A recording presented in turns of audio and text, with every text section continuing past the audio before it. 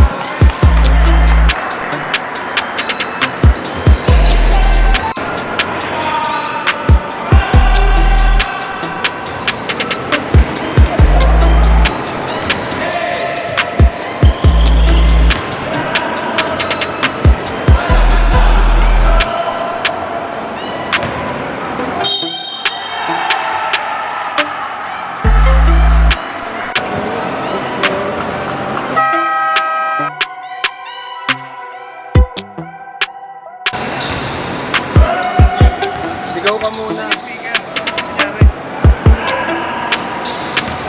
Sigaw ka na lang.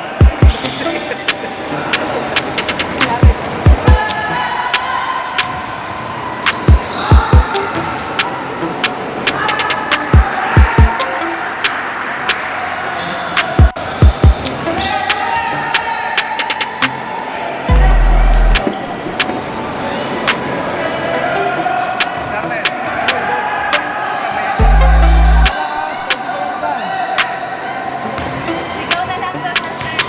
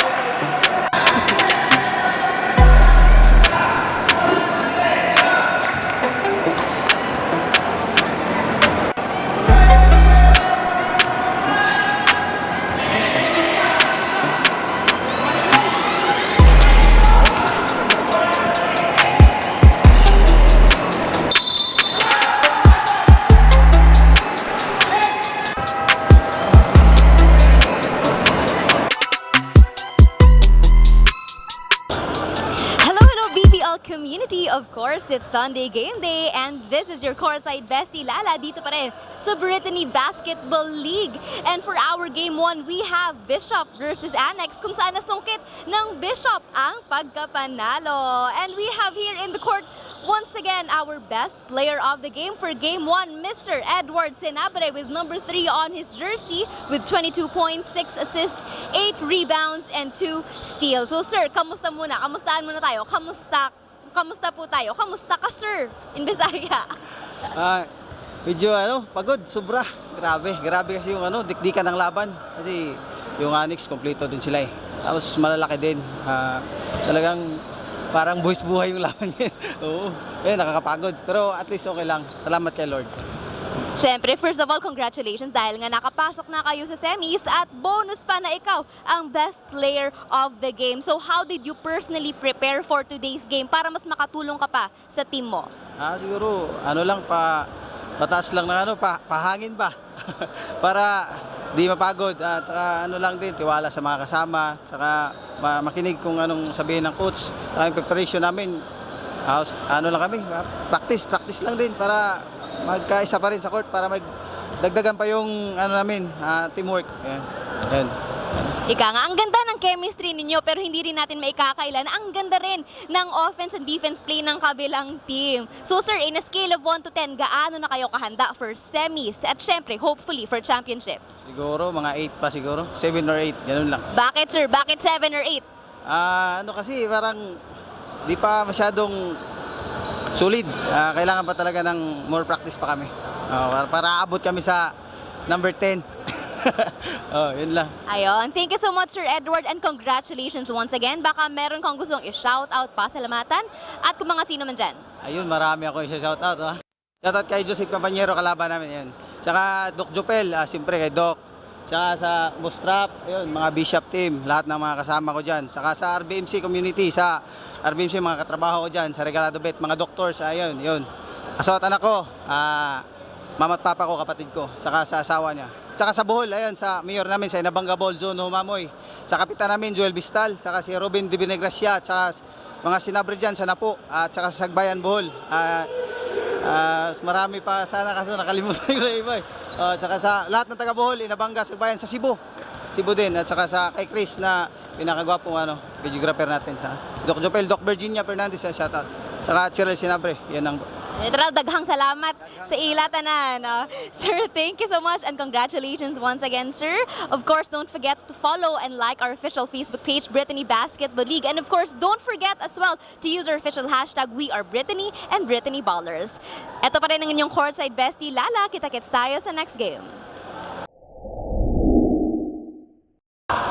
Of course, dito pa rin tayo for our game 1, Bishop versus Annex. And thank you so much kanina sa ating best player of the game, Mr. Edward Senabre. So for today, we have our assistant coach of Team Bishop. We have Sir Joel. So coach, kamusta po? Good morning. Mainit ang panahon pero you pulled it through, guys. Congratulations. Kamusta naman? Okay naman. Ayun, ipanalo namin yung game. Hopefully magtuloy-tuloy kasi kaya nga sabi ni Coach Ringo last last season, lumaba kami ng championship, di namin nakuha. Hopefully, ngayon, this season nakuha namin. Talaga sir, binigyan nyo ng magandang laro ang Team Annex, no? Hindi namin na foresee kung sino ang mananalo kasi every quarter salitan kung sino ang leading. So paano nyo kinontrol ang fourth quarter para masungkit nyo nga ang pagkapanalo? Well, actually, ang nangyari talaga sa team, medyo up and down yung nangyari. Pero since team na kami, ilang season na kami magkakasama, alam na, komportable na kami sa isa't isa. Kumbaga, team effort din ang nangyari. Then, tiwala sa kakampi. Kasi pagdating ng pagpasok ng port, alam naman namin may bentahe na kami. Kasi mga veterano na yung most ng mga player namin, lahat dyan veterano na. So, tingin ko pagdating sa mga error, mas malilesen sa amin. Ayun. Thank you, Sir Ed. Thank you, Sir Joey. So, Sir, Sir Joel. Sir, last question na lang tayo, Sir Joel, no? So, paano nyo pa paghahandaan ang semis in terms of your team's offense and defense? Kasi we will expect na mas magiging mainit at intense ang mga upcoming games. Pagdating naman sa preparation, no, sa amin naman, yung team naman namin, intact naman na talaga kami. Preparation siguro, mag-a-adjust lang kami sa defense pa. Kasi yung defense namin na ano naman namin, i-convert naman namin sa ano yun eh, sa points. So, since matagal na kami magkakasama, siguro the usual, mag-extend lang kami sa defense, more on defense. Ayun. Thank you so much, Sir Joel, and congratulations once again. All the best to your upcoming game semis, and hopefully magkita-kita ulit tayo sa championships. So, hello guys! Eto lang ulit ang inyong courtside bestie, Lala. Don't forget to follow and like our official Facebook page, Brittany Basketball League, and of course, use our official hashtag, We Are Brittany and Brittany Ballers. Kita-kits tayo next game.